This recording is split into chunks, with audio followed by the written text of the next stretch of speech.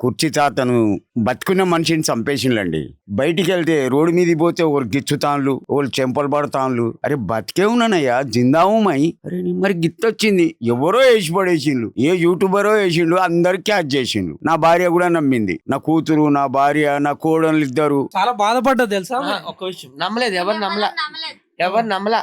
ఆ నమ్మలేదంట. అసలు అది నీ బాడీయే కాదు, అందరం చూసి వచ్చాం కదా. ఆఖరిగా హాస్పిటల్ పోయి డెడ్ బాడీ కూడా చూసి వచ్చిండు. కాకపోతే నాకు ఒక గుర్తుంది, ఈ చెవుందా యాసిడ్ కొట్టిందండి నా పెళ్లి కాక ముందు. దీన్ని బట్టి గుర్తుపట్టాలి ఎక్కడైనా.